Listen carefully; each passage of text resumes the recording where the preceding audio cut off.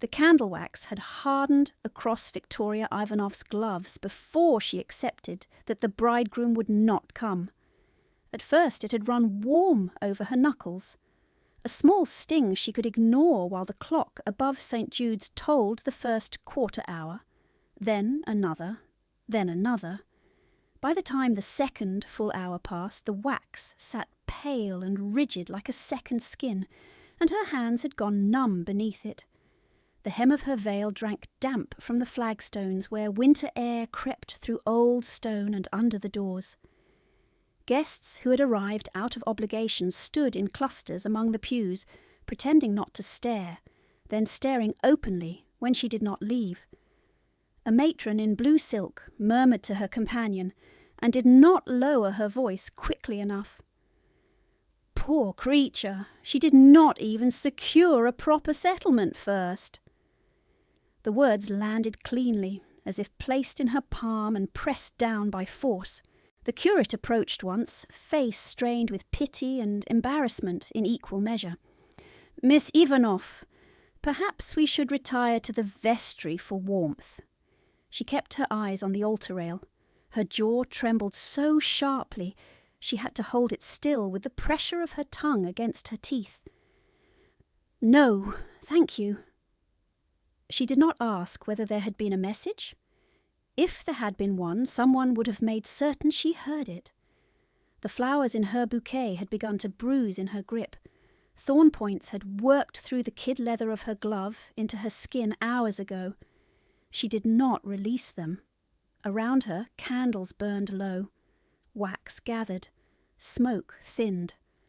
One by one, invited strangers drifted out into the grey afternoon, carrying the story with them.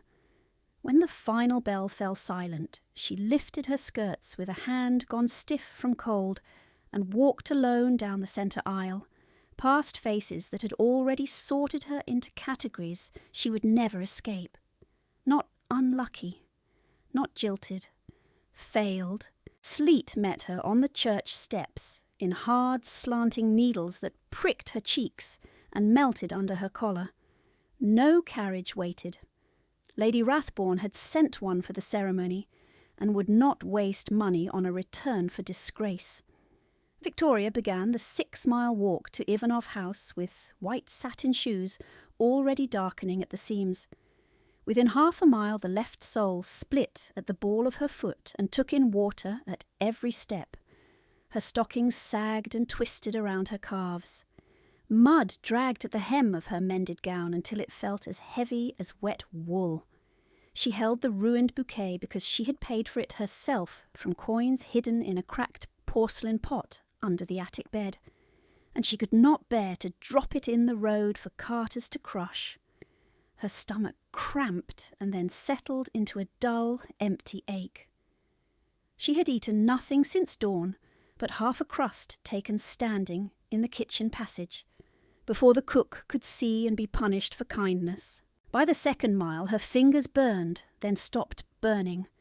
By the 3rd the thorn-pricked cuts reopened under damp gloves and left dark crescents against the stems.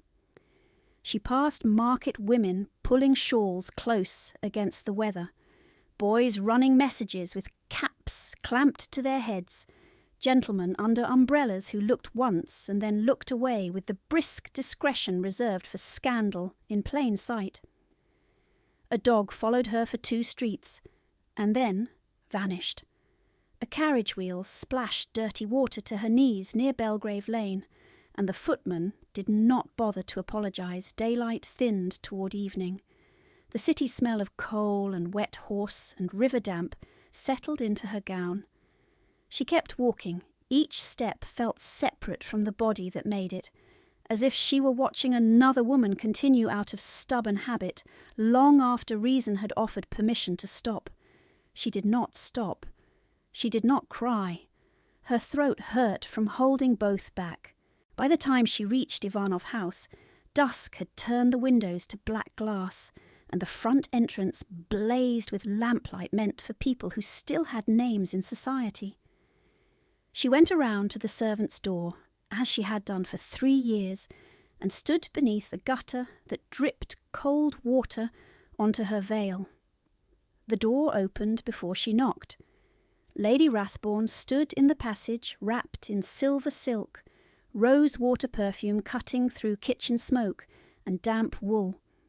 2 footmen waited behind her with impassive faces that did not hide curiosity. A ledger lay open in Lady Rathbourne's gloved hands. She did not look at Victoria's face first.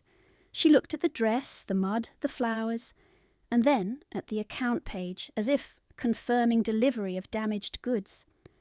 The church fee, the flowers, the musician, the breakfast table, now wasted, she said. Her voice was low and even, chosen for witnesses. You understand, I trust, that failed arrangements are not without cost. Victoria's teeth knocked together once before she mastered them. Yes, ma'am. Lady Rathbourne turned a page. Your father's obligations did not vanish when he did, nor did your appetite for burdening this household. You will repay every shilling through useful work. One of the footmen shifted his weight. Neither looked directly at Victoria now. This humiliation was routine to them. That was the worst of it. Routine cruelty never required raised voices. Lady Rathbourne stepped aside without touching her. Remove that dress. You may have broth when the silver is polished and the correspondence copied. If the ink blots, you will begin again. Victoria moved past her with skirts that left a wet line on the stone floor. Behind her, silk rustled. And wipe your face. Self-pity is vulgar. In the narrow mirror near the scullery door, Victoria saw no tears to wipe, only a pale, thin face beneath dark hair darkened further by sleet, eyes too large from hunger, lips colourless from cold. She looked plain in the way starvation makes anyone plain. She looked like someone who had not been kissed at the altar and had still kept her spine straight. The work began at once, and did not end when the house slept. First the silver in water that numbed her hands to the wrist, then the dining room glasses clouded by careless guests, then ash carried from 3 fireplaces to the backyard, where wind drove soot into her eyes.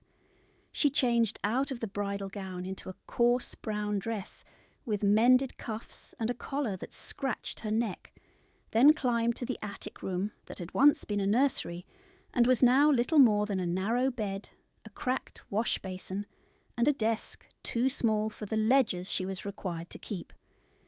She lit 1 candle and set sand beside the ink to dry pages quickly.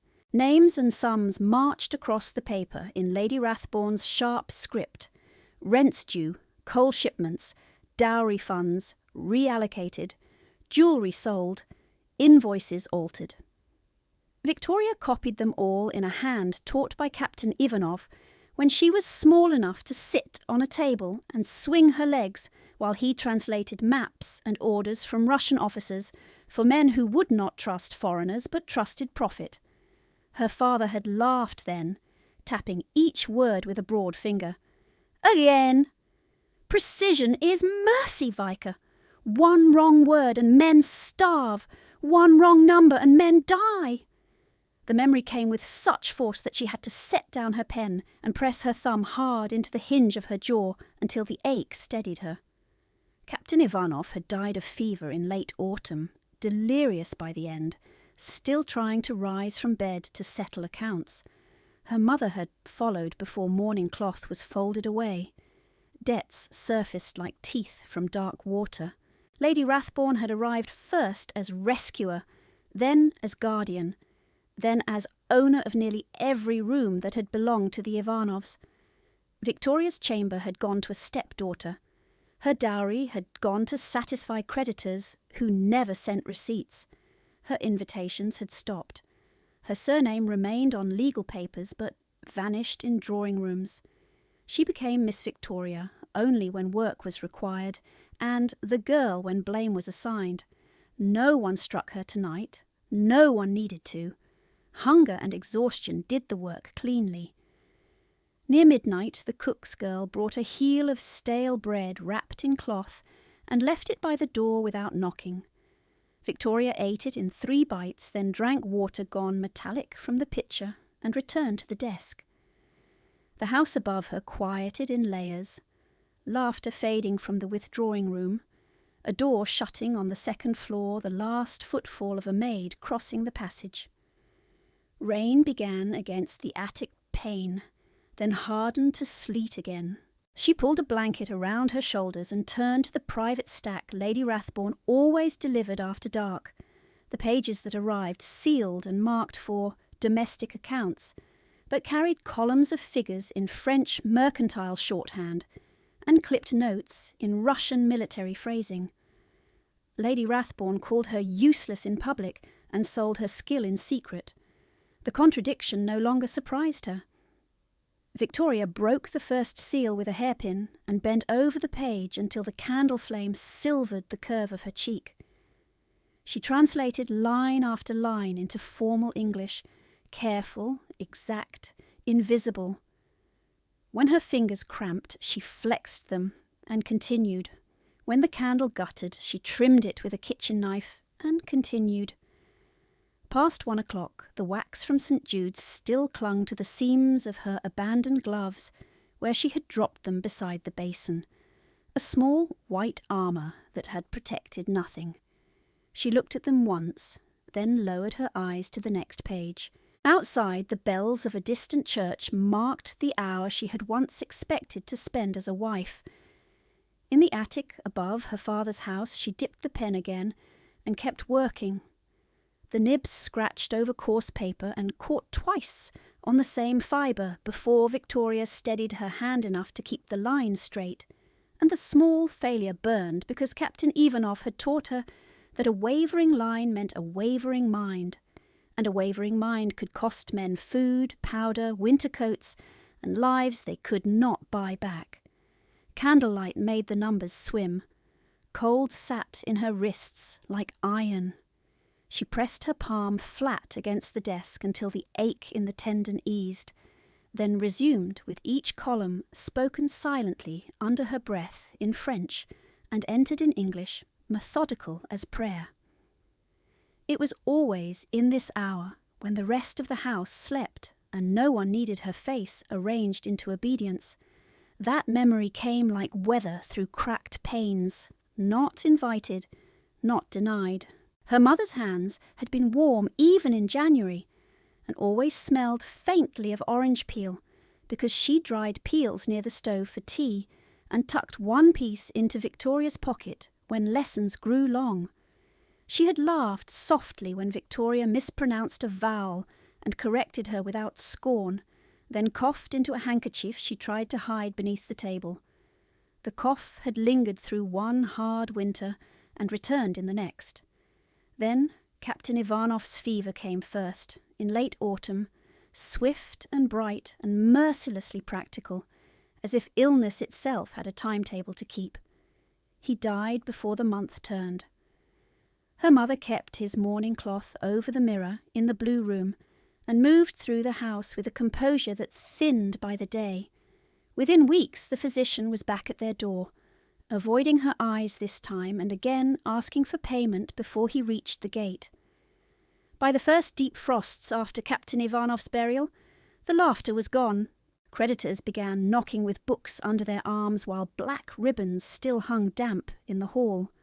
Captain Ivanov had carried maps across 2 campaigns and spoke of distances the way other men spoke of gardens, exact and unadorned, and even in those final months he made time for her at the desk. Still, he corrected her cases in Russian and made her copy treaties in French until dawn coloured the edges of the page. "Precision is mercy," he told her again and again. "Sentiment after. Accuracy first." She had believed then that discipline could hold a roof over any house if she worked hard enough. She had believed, with a child's stubborn faith, that skill counted more than birth, that truth written cleanly in ink could defend itself. Years later, in the attic where soot settled on her sleeves and sleet tapped the pane like impatient knuckles, she knew how costly that belief had been, and still she bent over the page because it was the one inheritance no one had yet managed to pawn. Lady Rathbone entered their lives in stages so polished they looked like kindness from a distance. First came visits in mourning black and lowered voice, a widow of rank with 2 daughters, and excellent recommendations for practical management. Then came ledgers balanced at the dining table while Captain Ivanov slept in his study chair. Then came the move of 1 trunk into the West Wing for convenience. By the 2nd week of Lent that year, both trunks and daughters had arrived, and the house sounded different. Silk at noon, laughter at doors that had once stayed closed, servants called by surnames like Rebukes. The elder daughter, Miss Arabella Rathbone, admired Victoria's blue wool coat with the detached interest of someone pricing fabric at market, and wore it 3 days later because Lady Rathbone declared it a better shade for Arabella's colouring. The younger Miss Lucinda discovered the carved ivory comb that had belonged to Victoria's mother, and asked no permission before sliding it through her own fair hair in front of the mirror. They did not strike her. They did not need to. They took by classification. This room suited guests better. This chair matched the drawing room. This ribbon was too fine for housework. This piano was to be kept in tune for callers who might advance the girls. Every removal came with a sentence that sounded reasonable in company and brutal in private. You are practical, Miss Ivanov. You do not require ornament. You rid too much for a marriageable girl and not enough to be useful. Do not sit there. The light is better employed by those receiving callers. Before Captain Ivanov's fever broke into catastrophe, Victoria had already been shifted from the sunny chamber over the front lawn to a narrow room under the roof, told it would build character and free proper space for guests. Her gowns were altered down for the stepsisters, then altered again until sleeves sat crooked on her own arms. Shoes went to Arabella after 1 season, to Lucinda after another, and returned to Victoria only when the leather bowed and cracked. Meals changed next. The main table became inconvenient for someone with clerical responsibilities. Trays appeared less often, broth thinned, bread hardened. Lady Rathbone spoke of economy in public and served sugared oranges at her card evenings in private, while Victoria copied invitations she would never receive, addressing ladies who had once kissed her cheek and now responded to her hand only through footmen. By midsummer she had learned the new geometry of the house in silence, where to stand so conversation stopped for the shortest time, how to carry coal without marking carpets, which stair did not creak beneath the 4th step, how long she could hold her breath when rose water passed, and humiliation came with it. Captain Ivanov's fever began in late autumn and moved fast, not dramatic at first, only a flush too bright across his cheekbones, and a stubborn insistence on finishing accounts from bed, blanket thrown back, pen shaking as he signed papers he could scarcely see. Victoria sat beside him through 3 nights, reading figures aloud while he corrected her in a whisper gone rough as gravel. Lady Rathbone stood in the doorway with smelling salts at her wrist, and reminded them both that creditors would not wait for sentiment. On the 4th day he called Victoria by her mother's name once, then by her own, then not at all. The house didn't pause. Funeral cloth went up. Condolence cards came and went. Her mother, already worn thin, followed him within weeks, and the 2nd morning descended before the 1st had lifted. Before the black crape had dulled in the rain, Lady Rathbone had petitioned for guardianship on grounds of unpaid obligations, feminine vulnerability, and a ward allegedly unsuited to independent management.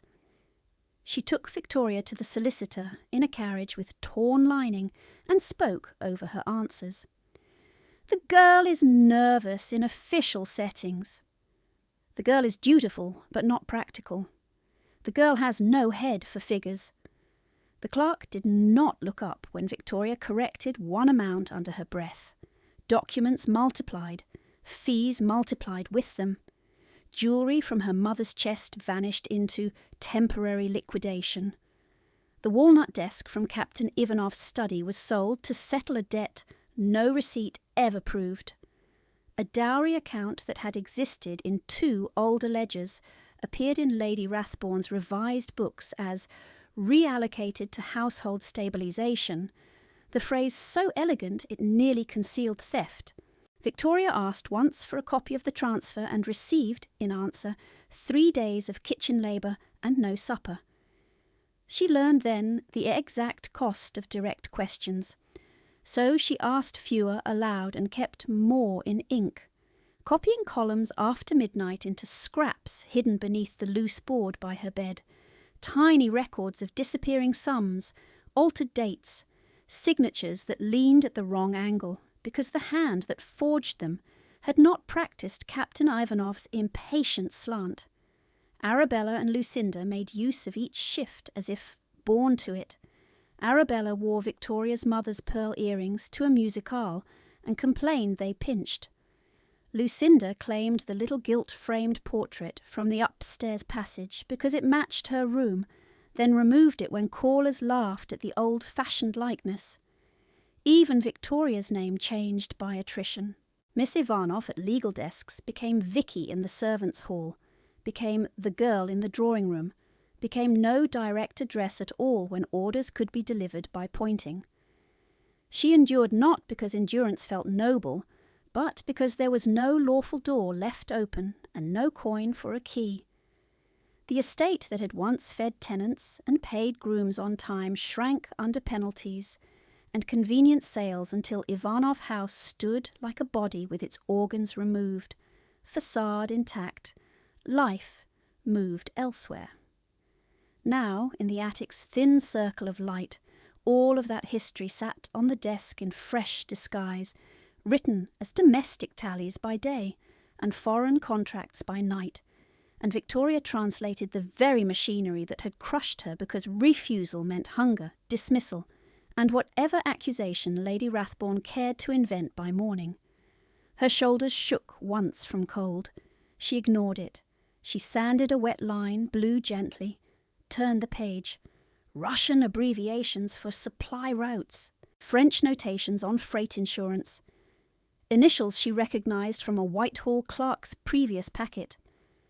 Lady Rathbourne called her useless before guests, and sent for her skill when profit could be made in private, and the insult had become so regular that its contradiction no longer startled her, only clarified the truth. Usefulness was never the question. Control was. A primary cruelty of the house lay in that exact arrangement. Victoria was required to be indispensable and contemptible at once. If she translated well, she was told she had only performed her duty. If she flagged a discrepancy, she was told she presumed above her place. If she worked through illness, she was invisible. If she faltered, she was ungrateful. Near the hearth she did not have. Her boots steamed faintly from the walk home and left damp crescents on the floorboards. Her abandoned bridal gloves lay beside the basin, wax hardened along the seams, thorn marks dark at the fingertips where her skin had split under leather. She looked at them only when the candle guttered and needed trimming, then set her mouth and kept writing, as she had at 19 when Arabella took her coat, at 20 when Lucinda claimed her comb, at 21 when the dowry line disappeared, at 22 when she was instructed to smile for a wedding breakfast, purchased on credit and then charged to her labour before the bells were done tolling. The house below remained quiet. No step came to the attic stair. No apology ever travelled upward in that place. She finished one page, stacked it square, reached for the next sealed sheet in Lady Rathbourne's private pile, and broke the wax with the same careful pressure she used on all breakable things that still mattered. The wax cracked under the hairpin with a dry snap that sounded too loud in the sleeping house, and the folded sheet opened to reveal not Lady Rathbourne's neat domestic cipher, but the black lion crest of Whitehall impressed beside a second seal she did not recognise, a hawk over a tower, heavy and deliberate in dark green wax. Victoria bent closer to the flame. The first lines were in formal English. The enclosed columns were in Russian procurement shorthand, then French legal annotation, then back again into English directives written by a hurried clerk with a blunt nib. She read once, then again, and the cold in her wrists deepened into something sharper. A review board had ordered immediate translation of wartime correspondence connected to supply diversions and false forwarding records. The name under review sat in plain ink, Rathbourne Holdings, by contracted intermediaries. The line below carried the warning in language too polite to soften it, non-compliance to be treated as obstruction of Crown inquiry, punishable by seizure and confinement. A floorboard shifted behind her. Rose water reached her before the voice did. "You will hand that to me." Lady Rathbourne stood in the attic doorway in a velvet wrapper, the colour of bruised plums, hair pinned, eyes bright with a wakefulness that said she had not slept at all. She crossed the room without permission and took the page from Victoria's fingers, scanning only the signatures, not the contents. "Fools," she said softly, not to Victoria but to the men who had sent it. Then her gaze cut back, cool and exact. "Dress. Now, you will ride to Blackthorn Lodge before sunrise. You will translate what is placed before you and nothing else." Victoria rose so quickly the stool struck the wall. "Your ladyship, if Whitehall has opened an inquiry—" Lady Rathbourne's hand moved fast and struck the desk beside Victoria's wrist, missing skin by a fraction. Pure warning. "If you finish that sentence, I shall tell the magistrate you forged my household accounts while attempting to blackmail me. You know how eagerly men believe frightened guardians and ungrateful wards." Her voice lowered further. "Fail this errand, and you do not come back through any door of this house." She turned and called down the stair. "Hale, lantern, carriage at the Mews in 10 minutes. Boots sounded at once below. Orders moved faster here than Mercy ever had. Victoria reached for her only serviceable dress, fingers clumsy at the hooks from cold and fatigue. She had not slept. She had not finished the night's stack. None of that mattered. Lady Rathbourne watched her tie her cuffs, then tossed a plain cloak across the bed, thin and still damp at the hem from some earlier use. "No breakfast," she said. "A full stomach slows the mind." By the time Victoria had pinned up her hair and hidden the loosened board's scrap notes beneath the mattress ticking, a footman waited with the lantern and a face carefully blank. The sky outside the attic pane had not yet broken into true dawn. One bell sounded from a distant church, then silence. She followed him down the back stair, past the kitchen where banked coals glowed, and the cook pretended not to see her pass, past the scullery where yesterday's basins still held grey water, and out into a yard slick with sleet. The hired carriage was narrow, black, and already rattling in its springs while standing still. Hale pushed the door open and did not meet her eyes. "Blackthorn Lodge," he said. "You are expected by noon if roads hold." Then, after the smallest pause, he added what he had clearly been told to add. "Fail, and you do not come back." The door shut.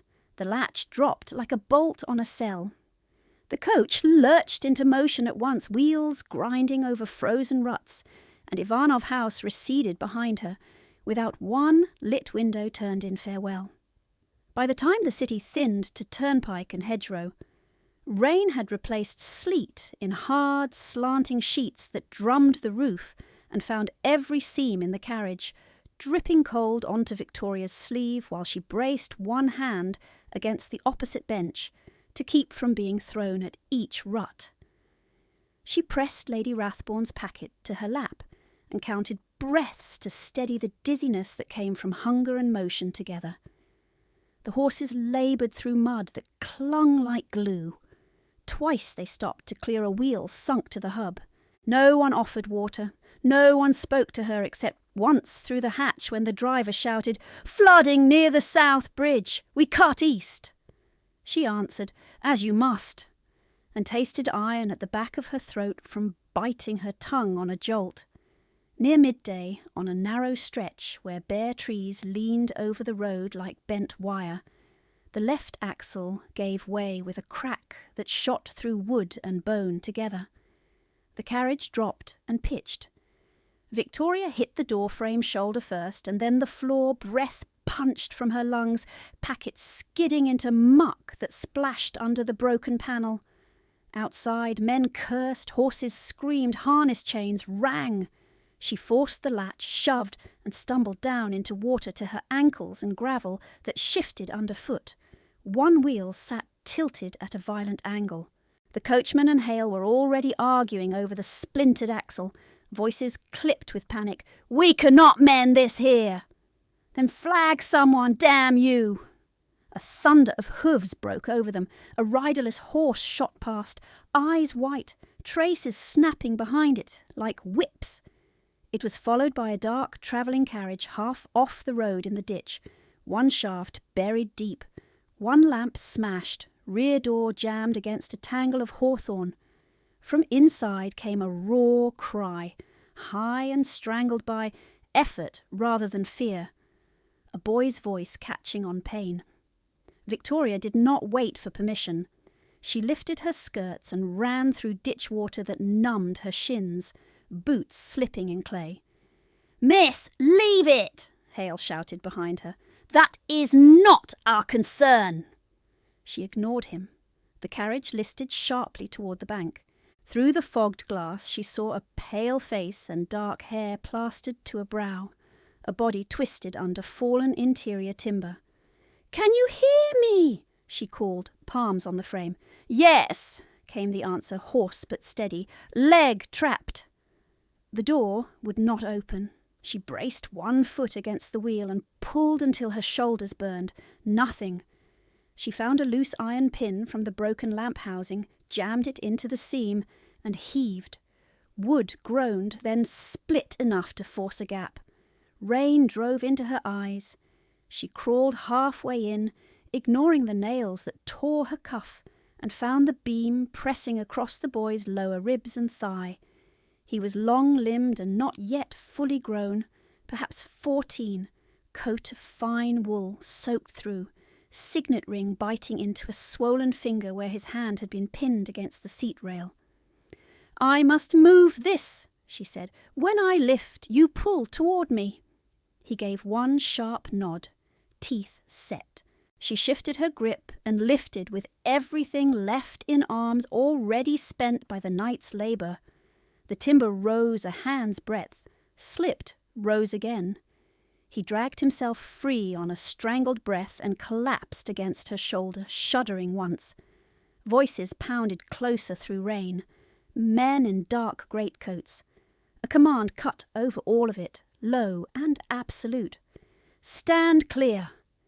She turned with mud up to her calves, hair fallen from its pins, hands red and shaking around a stranger she had hauled from wreckage, and saw him stride down the bank as if weather and ground and panic were inconveniences designed for lesser men. Tall, broad through chest and shoulder, black greatcoat soaked dark as ink, no hat. Wet hair raked back from a face carved into hard planes and held there by discipline alone. His eyes were the grey of winter water before snow. He took in the scene in one sweep. Split door, shifted timber, Victoria in torn sleeves, the boy against her arm, his own men arriving a beat too late. "Julian," he said, and the one name held more force than any shout. The rescued youth tried to rise. "I am all right, father." The man did not look at him yet. He looked at Victoria. "Do not move him again." It was not loud. It was a command used to obedience. She kept her grip where it stabilized the injured side and answered through chattering teeth she could not fully control. "Your Grace, the beam was crushing his chest." A muscle worked once in his jaw. "Who are you to decide?" Rain ran from his brow to his collar, and he did not blink it away. Behind him 2 grooms halted, waiting for his signal, as if the world itself paused on that hand. Victoria felt the old training lock into place, that narrow line between submission and truth where she had lived for years. "The only one who reached him in time." The words left before caution could reshape them. One groom inhaled sharply. Hale, panting now at the road edge, made a strangled sound of warning. The Duke's gaze did not leave her face.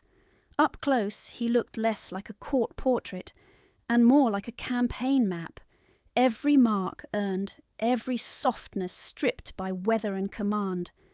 "Name," he said. "Victoria Ivanov." Recognition flickered cold and brief. Rathborn's translator. Not a question. She did not ask how he knew. "Yes, Your Grace." He dropped to one knee in the mud beside his son with a controlled economy that made the movement feel like a decision against instinct. "Julian, look at me." The young man obeyed at once, breath shallow. "Pain where?" "Side. Leg. No sharp pain when I breathe now." The Duke touched the soaked waistcoat lightly, then withdrew before pressure could worsen anything. He looked up at Victoria again. "When did he lose consciousness?" "He did not," she said. "He answered throughout." "Did he cough blood?" "No." "Did he strike his head?" "Against the panel. Not hard. Pupils equal." For the first time something shifted in his expression. Not warmth. Assessment recalculated. "You have training." "My father served in the field." She did not add the rest. He stood and issued orders without turning. "Stretcher, slow lift, keep his left side supported. You two, secure the traces and clear that ditch before the wheel sinks further." Men moved at once. Julian caught Victoria's sleeve as they eased him onto canvas.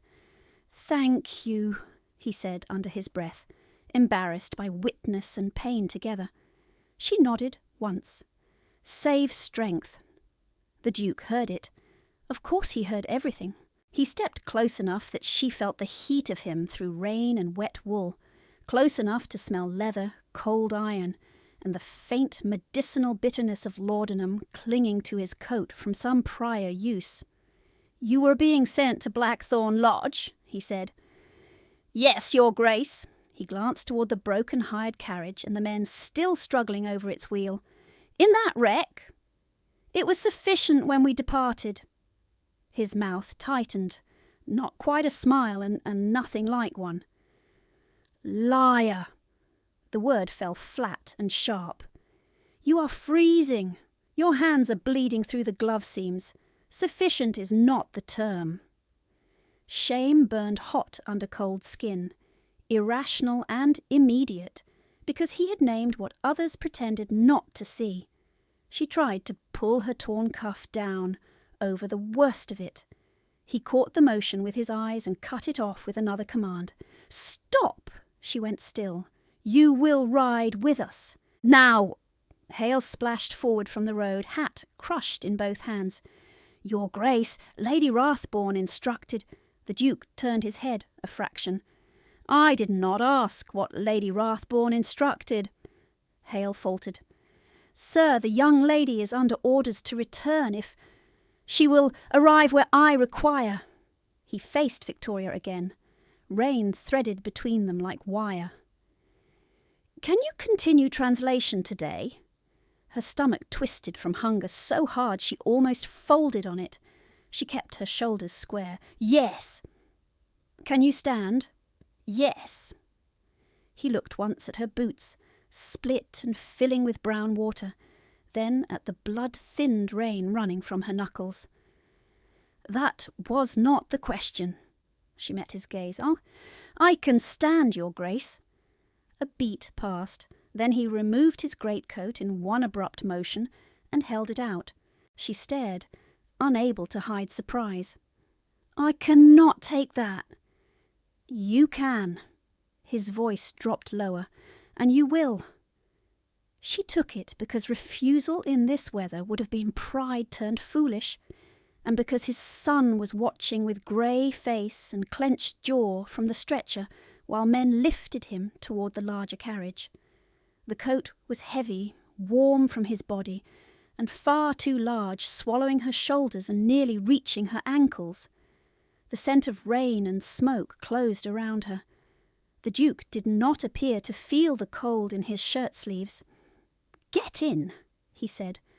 She climbed into Blackthorn's carriage on shaking legs, mud on her hem, blood at her cuffs, Lady Rathbourne's packet clutched against her chest like evidence and shield together, and when the door shut and the wheels finally pulled free of the ditch, Duke Adrian Blackthorne mounted beside the window instead of riding within, one gloved hand on the frame, eyes fixed ahead through rain as if daring the road to break again. The carriage pitched over a rut and lurched hard to the left, and Victoria braced one hand against the padded seat, while Duke Blackthorne's coat slid across her knees like a weight she had not earned. Through the rain-streaked glass she saw him riding level with the window, shoulders squared against weather that should have driven any sensible man inside. He gave no sign of cold. His profile stayed cut in stone. Julian lay on the opposite bench, propped with folded blankets, jaw tight against each jolt. One groom knelt near his boots to keep the injured leg steady. Another held a lantern low so the flame would not swing into his eyes. The carriage smelled of wet wool, mud, and the copper edge of fear held under discipline. "Breathe shallow when it strikes the holes," Victoria said quietly. Julian gave one short nod. "I am not a child." "No," she said. "You are a boy with bruised ribs and pride enough for 3 men. Save both." His mouth twitched once despite pain. Not quite a smile. The next rut caught him anyway. He inhaled sharply through his teeth and shut his eyes. At the window the Duke lifted one gloved hand without looking back. The coachman slowed. The wheels found a steadier line along the crown of the road. Victoria felt the change at once. So did Julian. His shoulders eased by a fraction. The rain thickened near the low marshland east of the turnpike, drumming harder on the roof until voices outside dissolved to muffled shapes. Victoria uncurled her fingers and found fresh blood along the glove seams where the leather had split. She wiped her hand on the inside of the Duke's coat, where no one would see, and felt a surge of shame so swift it made her throat tighten. She had never sat in a Duke's carriage. She had never been wrapped in his warmth. She had never had room to think what either might cost. Julian opened his eyes again and watched her with surprising steadiness. "Father will dismiss 3 men for letting that carriage tip." "He will not dismiss the rain. He can dismiss almost anything else." She did not answer. The boy's face had gone paler under the lantern glow. She touched his wrist with 2 fingers, as Captain Ivanov had taught her, counting under her breath in Russian to keep the rhythm honest. Fast, but not fluttering. She glanced at his pupils when the lantern shifted. Equal still. Good. The groom nearest her frowned. "Miss, should we not wait for the lodge surgeon?" "We shall," she said, "and we shall arrive with him breathing well." Another mile passed in hard silence. By the time they crossed the stone marker for Blackthorn lands, the rain had softened to a needling mist that coated hedges silver and turned the long drive to a dark mirror. The lodge rose beyond it, severe and pale against the low sky, all high windows and hard lines, and no welcoming light at the lower level. It looked less like a home than a fortress that had learnt to wear a gentleman's name. Footmen were waiting at the front steps before the carriage stopped. 2 more stood with a stretcher already open. The Duke dismounted in one movement and reached the door as it was pulled back from outside. "Slowly," he said. The men moved at once, careful and practised, but Julian's breath hitched when they lifted him.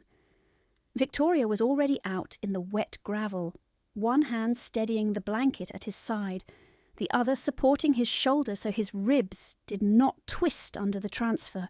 No one had asked her to assist. No one tried to stop her. Inside, heat struck like a wall. The great hall smelled of beeswax and old stone. Water dripped from cloaks onto black and white marble. Servants carried the stretcher through a long corridor hung with dark portraits, and into a bedchamber at the east wing where a fire already burned. "Where is Dr. Elmsworth?" the Duke asked. The housekeeper, Mrs. Davies, did not bow so much as incline with controlled urgency. "Flooded crossing near Wren Ford, Your Grace. A rider has gone around by the north lane." "How long?" "An hour, perhaps more." Julian made a sound low in his throat and tried to shift. The movement pulled at his side.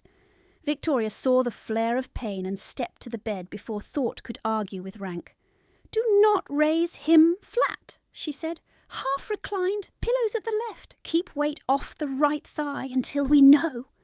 Silence followed, brief and sharp. She realised too late she had spoken in command inside a duke's house. Adrian Blackthorne looked at her. Water still ran from his hair to his collar. His shirt sleeves were dark with rain where his coat had been. His face gave nothing. Then he said, "Do it!" Servants moved. Mrs. Davies directed with clipped efficiency. Within moments Julian was arranged with 2 bolsters and a folded quilt bracing his injured leg. His breathing eased. The Duke did not turn toward Victoria. "You said your father served in the field." "Yes, Your Grace." "Can you keep him stable until Elmsworth arrives?" "I can." "Then do not leave this room." The order landed like iron and shelter together. She stripped her ruined gloves and set them aside. Her fingers were stiff and red where thorns and cold had opened the skin. Mrs. Davies appeared at her elbow with a basin of warm water, clean cloth, and a roll of linen strips. "For the young master?" the housekeeper asked.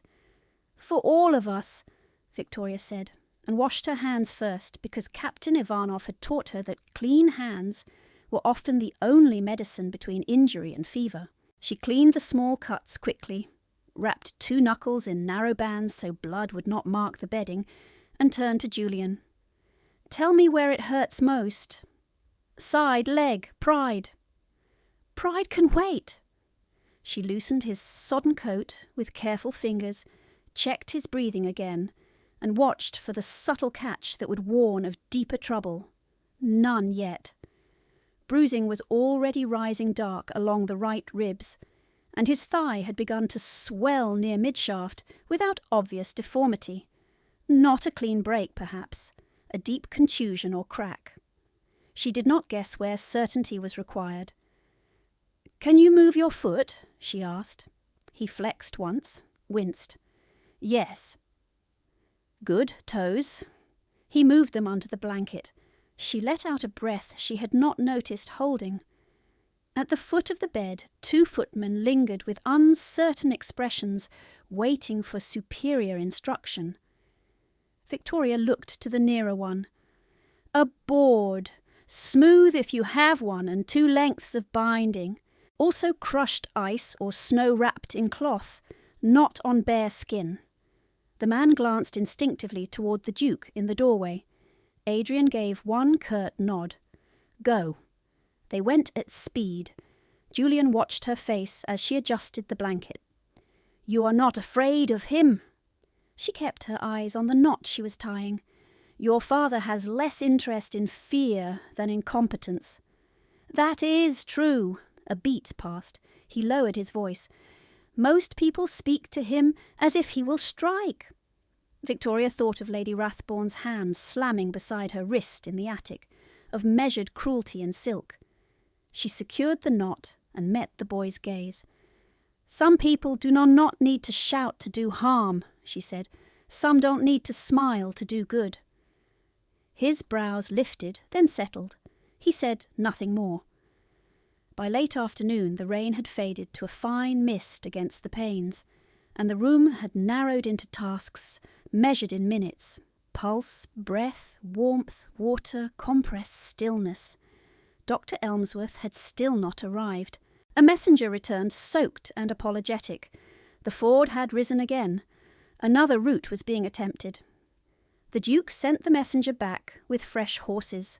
Victoria kept working. At one point, Julian's breathing sharpened and his hand gripped the sheet until his knuckles blanched. She leaned in and spoke low, steady, the way her father had spoken over cannon thunder when frightened boys tried not to be seen shaking. "Count with me. 4 in. Hold 2. 4 out." He obeyed on the 3rd attempt.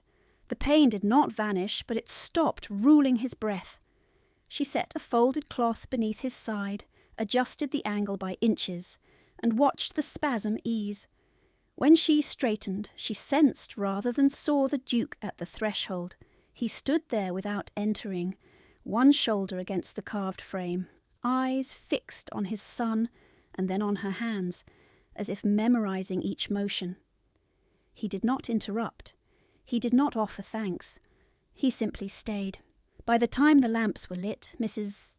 Davies brought a tray with broth, bread and tea strong enough to sting the nose. She set it on the small table near the fire and addressed Victoria with respectful firmness. "You will eat, miss." Victoria glanced at Julian, half asleep now, colour somewhat restored. "Later." "Now," came the Duke's voice from the doorway. She turned. He had not moved from his post. "I am working, Your Grace." "You are shaking." Only then did she notice the tremor in her left hand, where fatigue had crept in under purpose. Shame flushed again, then anger at the shame itself. She wanted to refuse out of habit because nothing in Ivanov House was given without ledger entry. Here the command held no mockery. That made it harder. She took the broth and drank standing. Salt and heat hit her empty stomach so suddenly her eyes burned. She blinked the sting away before anyone could mistake it for tears. Julian opened one eye and watched her over the rim of the blanket. "That looked painful." "It was soup," she said. "Exactly." She almost answered with dry humour and stopped. The room was too sober for that mercy. The door opened with a rush of colder air. A man in a wet riding cloak entered, carrying a leather medical case and cursing the roads under his breath. Dr. Elmsworth, narrow-faced, iron-haired, brisk as a snapped thread. He halted when he saw Victoria at the bedside with linen bindings in hand. "Who has been treating him?" "She has," said the Duke. Elmsworth looked Victoria over in one quick sweep that took in torn cuff, split knuckle bandage, mud-streaked hem. His expression shifted from irritation to professional appraisal. "Report," he said. She gave it cleanly. Time of injury, mechanism, breathing changes, pulse ranges, response to repositioning, limb movement and swelling. No speculation, only facts. Elmsworth listened without interruption, then examined Julian with practised pressure and short questions. The boy hissed once through his teeth but held still. At length the surgeon stepped back. "Bruised ribs, likely one cracked. Severe contusion to the thigh, no obvious displacement. You prevented worse by keeping him inclined and still." He looked at Victoria again. "Field training indeed." "She learned from her father," said the Duke. Elmsworth grunted approval, then set his case on the table. "I shall leave a draft for pain and fever watch through the night. No transport for 2 days. No heroics." Julian managed a faint protest. "I had no plans for heroics." "Liar!" Elmsworth said, with the ease of long acquaintance. "You are a Blackthorn." Even the Duke's mouth shifted then, barely, the smallest fracture in winter stone. Treatment settled into a quieter rhythm after that. The surgeon rapped Julian's side and instructed Mrs. Davies on dosing intervals. Victoria assisted where asked, held the lantern steady, cut linen, kept count. When Elmsworth finally departed to dry himself and prepare written instructions, the room was dim with firelight and the long fatigue of a day that had begun in sleet and led through mud, wreckage, and command. Mrs. Davies dismissed the footman and drew curtains against the night. Julian drifted into true sleep, breath even, one hand unclenched at last on top of the coverlet. Victoria gathered the used cloths into a basin, rinsed them in water gone pink from her own reopened knuckles, and laid them to soak. She moved softly to avoid waking him.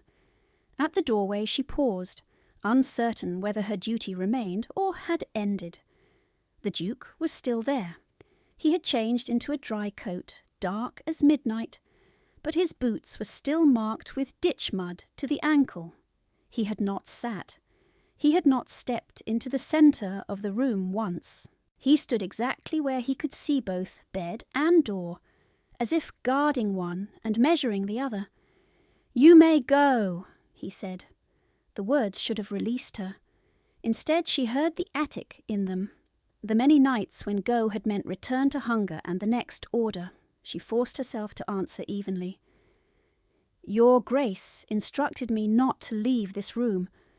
A flicker crossed his face, gone at once. "The instruction is altered." She inclined her head. "Then I will fetch the translation packet and begin at once." "Stop!" She went still.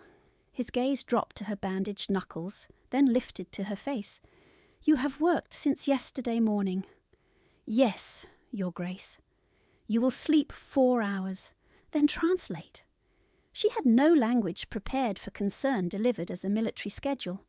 She did not trust herself to invent one. "As you command." Mrs. Davies appeared soundlessly at her side, as if she had been waiting beyond the panel. "A room is prepared, miss." Victoria held Lady Rathbourne's packet tighter against her ribs. She had kept it through every transfer, every order, every mile, the green-sealed hawk still pressed through the damp paper. "I will keep these documents with me," she said.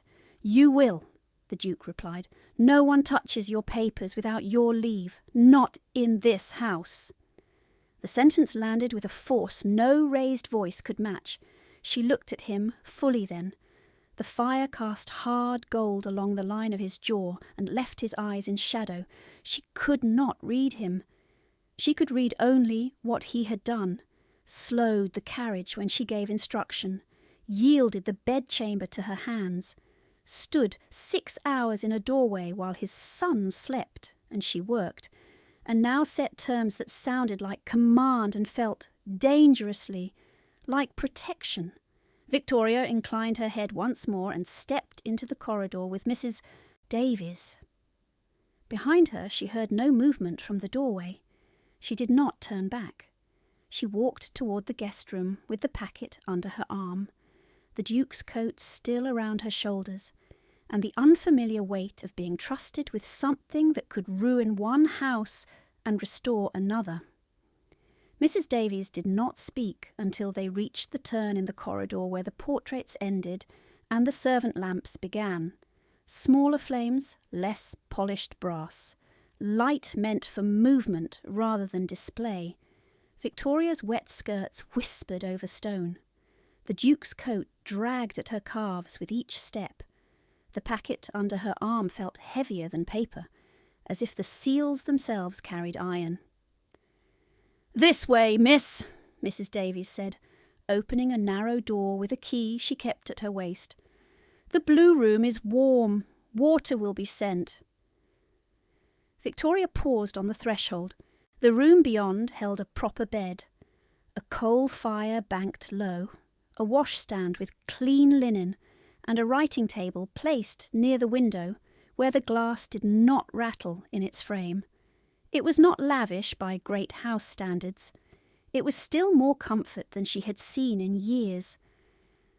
"I cannot sleep yet," Victoria said. "I must secure these papers." Mrs. Davies followed her gaze to the packet. Her expression did not change, but her voice dropped. "His Grace gave orders. Your documents are to remain with you. No one enters without your leave, not even me." The certainty in that last phrase moved through Victoria like heat and ache together. She set the packet on the writing table and laid both palms beside it until the trembling in her fingers eased. "Thank you," she said. Mrs. Davies inclined her head once, practical, almost stern. "A tray will come. Eat what you can. If you do not ring, I will still return in half an hour to see whether you have done as told." She left without waiting for reply. The lock clicked. Victoria stood alone in unfamiliar quiet. For a moment she did not move. Rain ticked softly against the pane. The fire settled with a low sound like a sigh. She shrugged out of Adrian Blackthorne's coat with care and folded it over the chair back, smoothing a sleeve where water had dried in salt lines. The coat smelled of cold air, horse and smoke.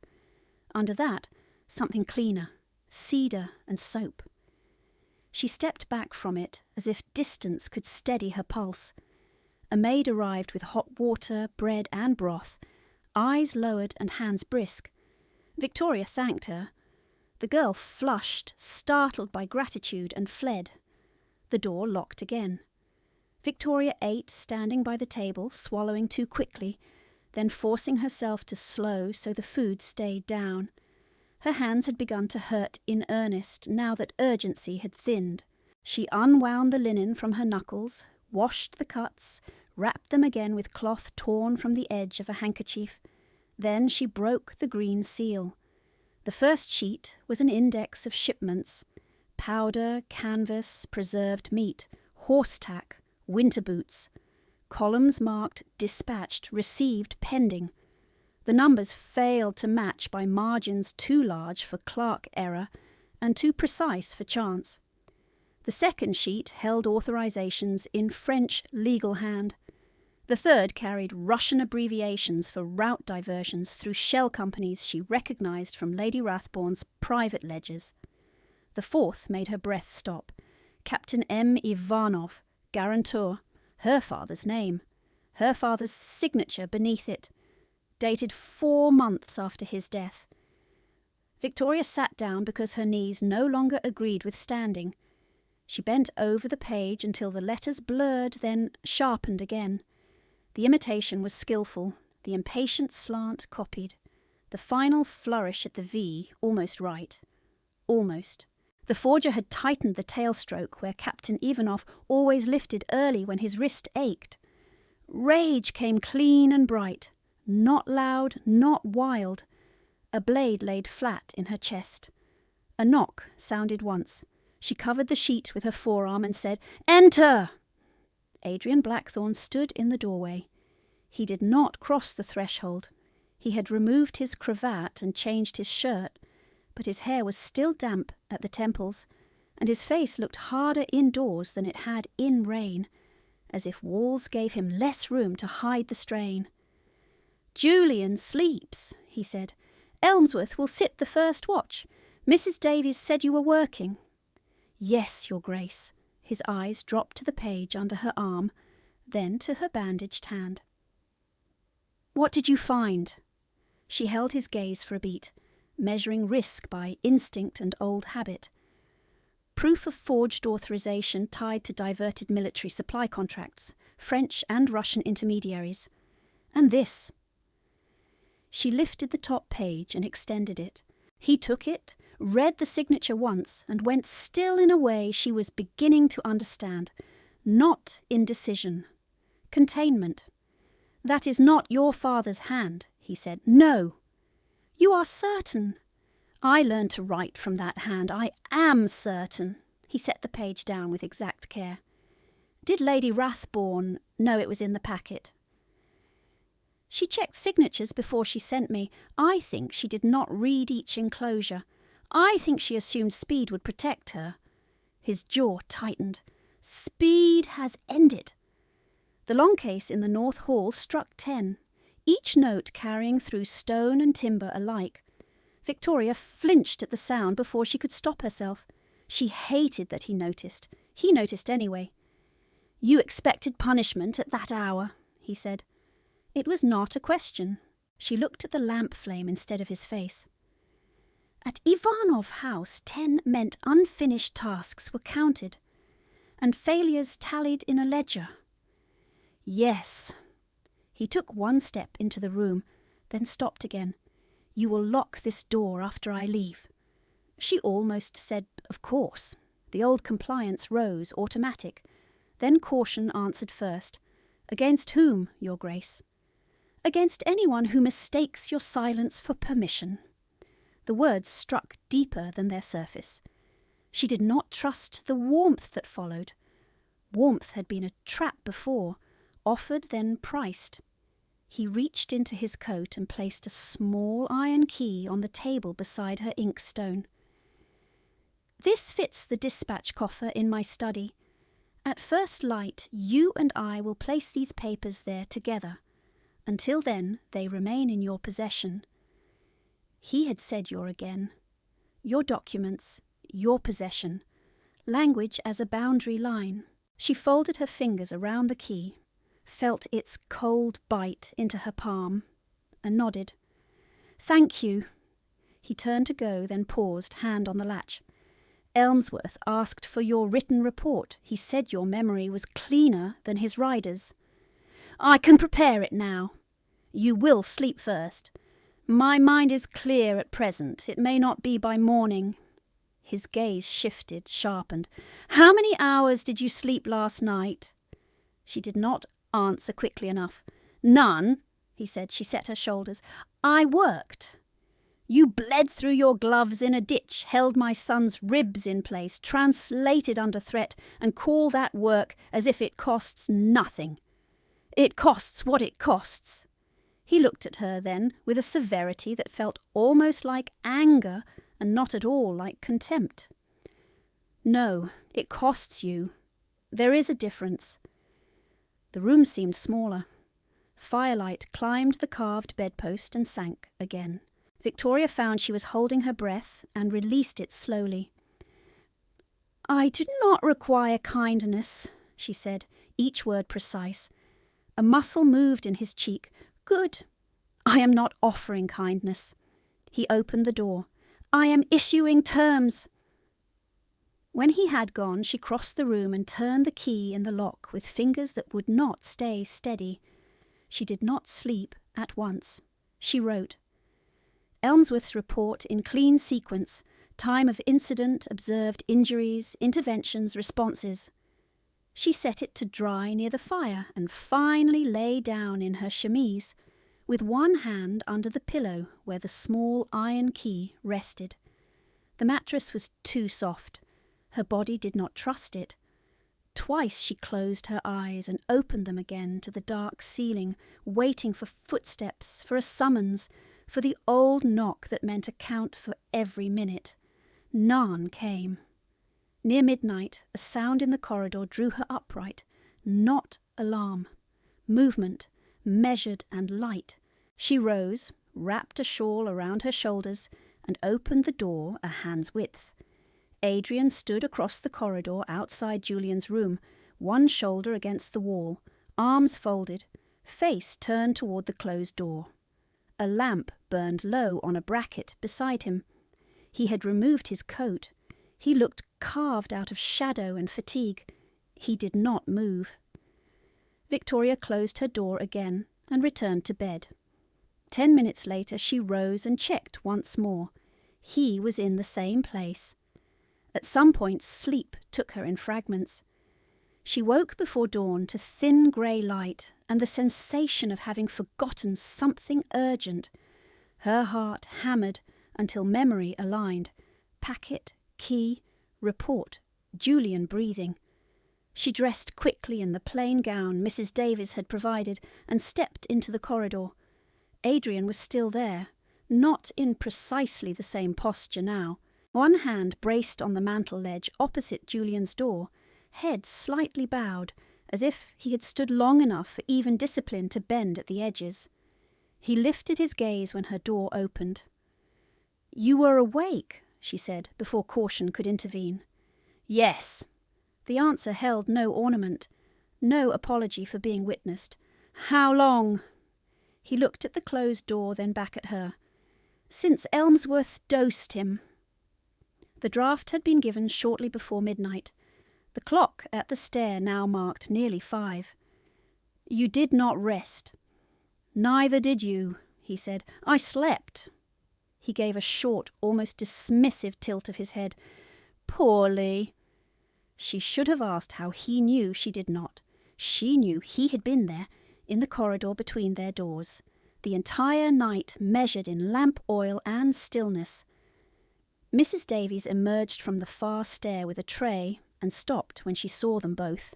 Her eyes moved once from Adrian to Victoria and away again with the discretion of an old housekeeper who understood more than she said.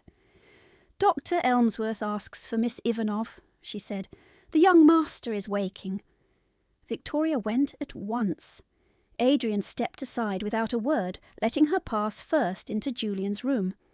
The boy was pale but alert, irritation returning with strength, which Elmsworth pronounced an excellent sign. The surgeon took Victoria's written report, read it while standing, and grunted approval. "Better than most junior clerks," he said.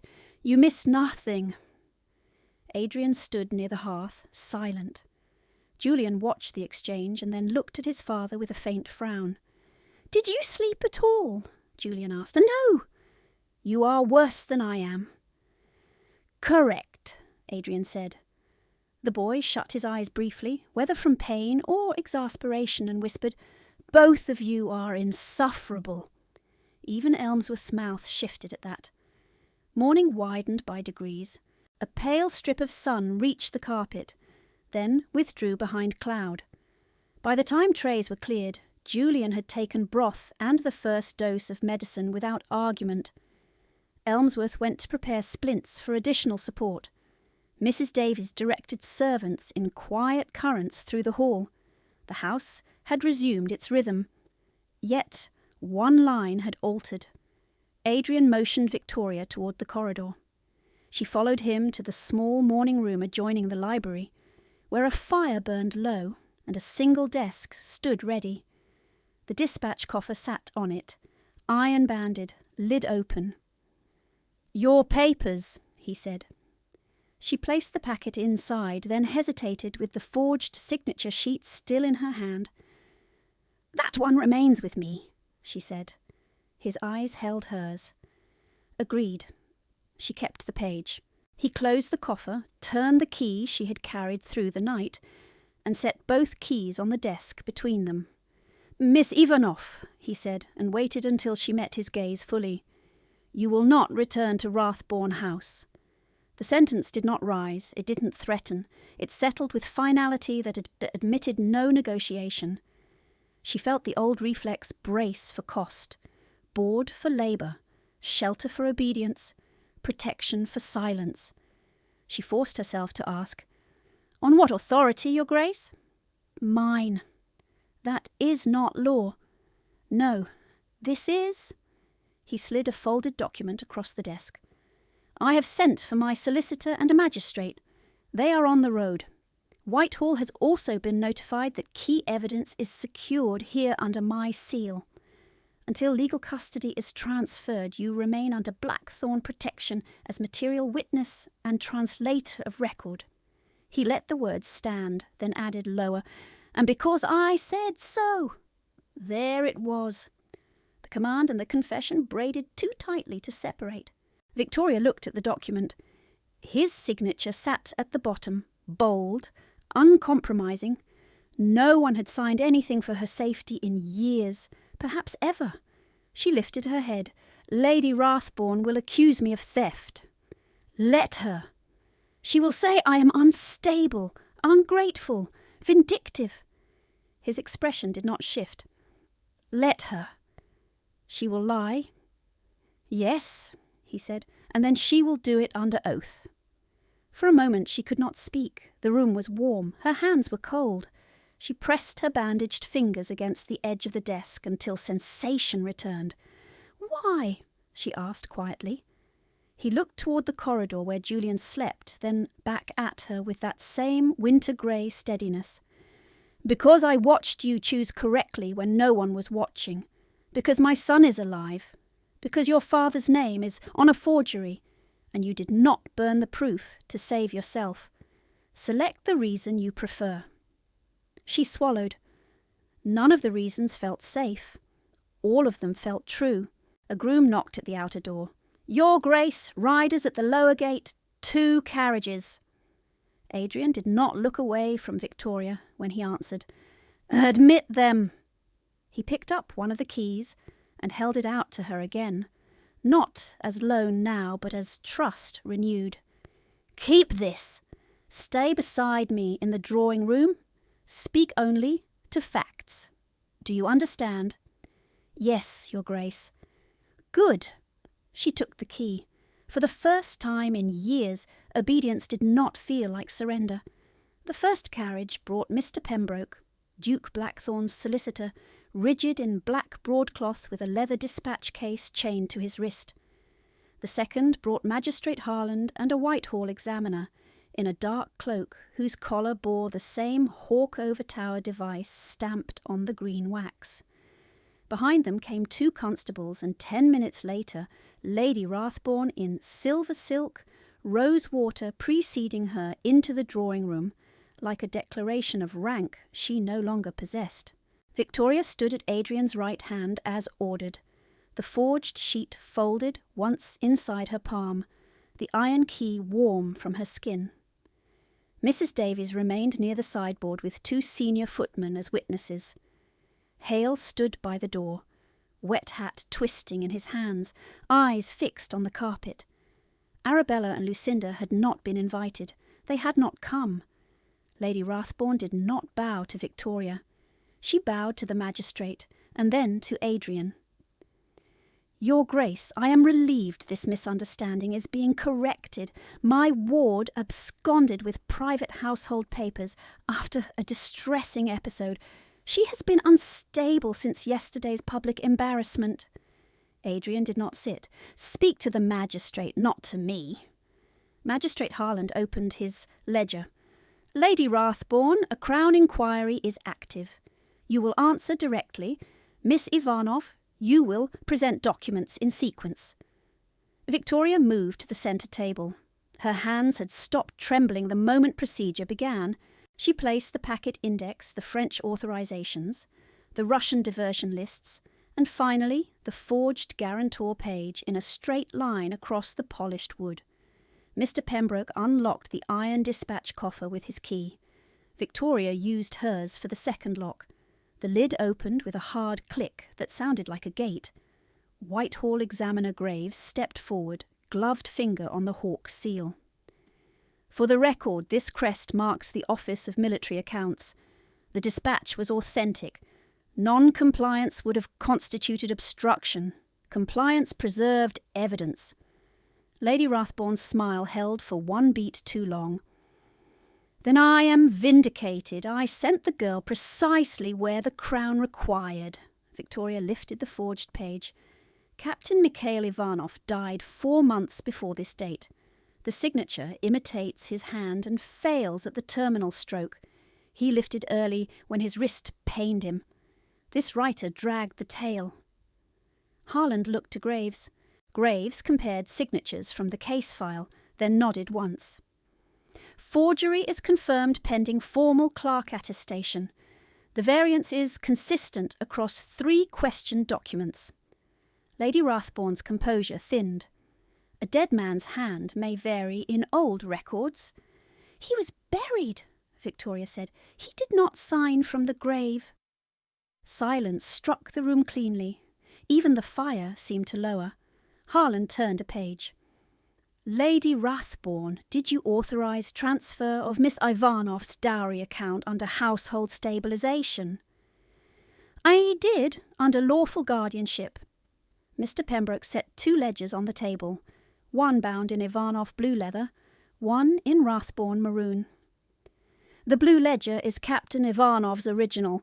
The maroon volume is Lady Rathborn's revision. The dowry line disappears in the revision and reappears as payment to a shell concern in Calais tied to diverted supply contracts. Graves added, that concern appears in Crown seizure warrants issued this morning.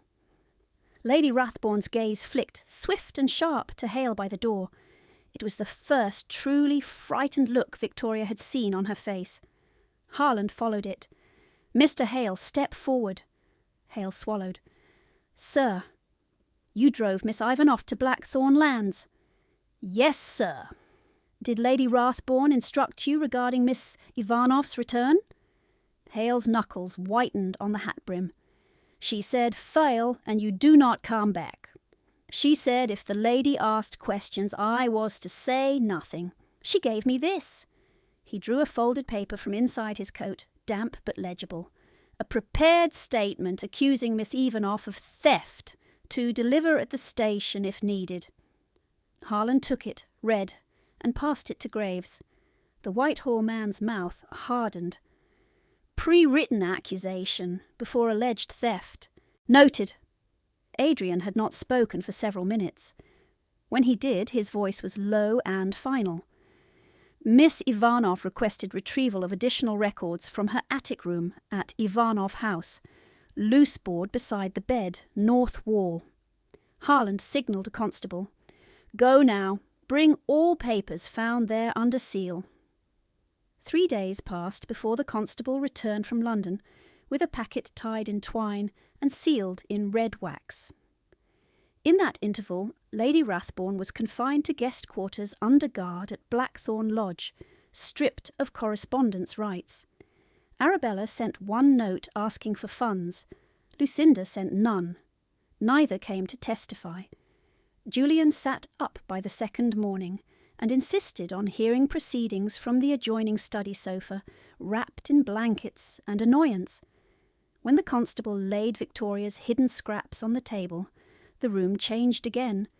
Years of copied sums, dates, initials and margin notes in her small exact hand ran in sequence with no gaps, large enough for invention.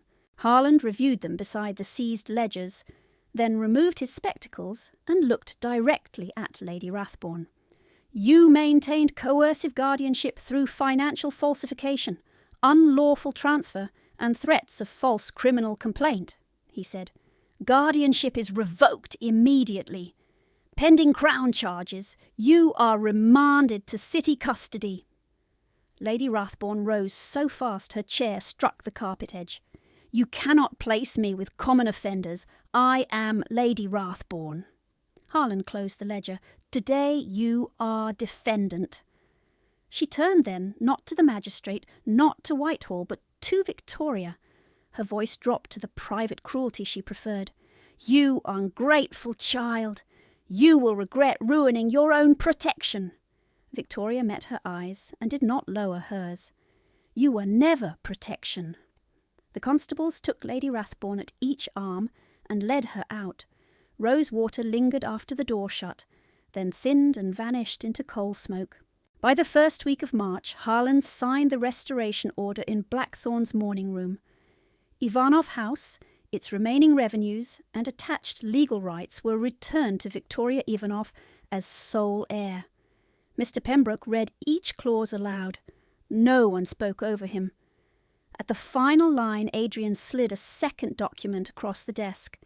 A Whitehall translation contract in her own name, paid directly through Crown accounts. Victoria read it twice before signing. No intermediary, she said quietly. No intermediary, Graves confirmed. That afternoon she returned once to Ivanov House with Harland's writ and 2 clerks for inventory. The attic room was as she had left it. Narrow bed, cracked basin, desk scarred by years of ink. Her abandoned bridal gloves still lay beside the washstand, wax pale along the seams, thorn marks dried dark at the fingertips. She picked them up, held them for a long breath, then placed them in the evidence trunk under personal effects recovered and retained. She did not burn them. She did not leave them behind again. At dusk she stood in the blue drawing room that had been her mother's and watched servants open shutters long-nailed half-closed. Dust lifted in gold threads. A mirror was uncovered. Her face in it looked the same and not the same. Still thin, still dark-eyed, no longer arranged for apology. On the 4th day after the Restoration, Adrian came to Ivanov House with Julian and Mrs. Davies. He remained standing in the centre of the room, gloves in hand, rain on his shoulders from a brief shower that had passed as quickly as grief sometimes did not. "I gave an order in my house," he said. "I have no authority to give one in yours." Victoria waited. He continued, each word placed with effort he did not conceal. "Return to St. Jude's with me, not from pity, not from debt. I am asking." Julian, pale but upright beside him, watched Victoria with frank hope he did not attempt to hide. She felt the old church stone under her feet. The 2 hours, the final bell, the walk home through sleet. She felt it and answered from the centre of it. Yes. St. Jude's smelled of wax and damp hymnals when they entered at noon under a sky clear enough to hurt. Mr. Pembroke held the special licence. Harlan stood witness for legal form. Julian stood witness for the heart of it, one hand braced on his cane, jaw set against any suggestion of fragility. Mrs. Davies adjusted Victoria's veil with brisk fingers and did not comment on the shine in her own eyes. There was no crowd this time, no invited strangers hungry for spectacle, only 4 candles at the rail and the curate who had once offered the vestry for warmth. He looked at Victoria and bowed his head. "Miss Ivanov," she answered, "I am ready." Adrian's vows were brief and unornamented, as his commands had always been. "I take you by choice. I will not silence you. I will not spend your name, your labour, or your trust without your leave." When it was her turn, Victoria's voice held steady. "I stand here by choice. I bring no dowry, but truth, work, and loyalty honestly given. I will not hide those again." The rings were plain gold. His hand shook once when he slid hers into place. He did not disguise it. She did not look away. After the final blessing, Julian exhaled as if he had been holding breath for weeks. Outside, bells rang once, then again, bright over wet stone. Adrian offered his arm. Victoria took it. They descended the church steps together under clean winter light that had finally broken. That evening, in Ivanov House restored and warming room by room, Victoria sat at her father's old desk, now brought back from storage by court order, and opened the first packet of paid translation work addressed to Miss Victoria Ivanov, Crown Translator. Adrian stood by the hearth, silent, not intruding. Julian dozed in a chair with a book open on his lap. Mrs. Davies supervised tea as if she had always belonged in both houses and intended to continue. Victoria set pen to paper. The line ran straight. Precision first, sentiment after. When she looked up, Adrian was watching her with the same stillness he had held in the corridor outside his son's door, no longer frozen, only present. She smiled then, small and unhidden, and did not stop when she was seen.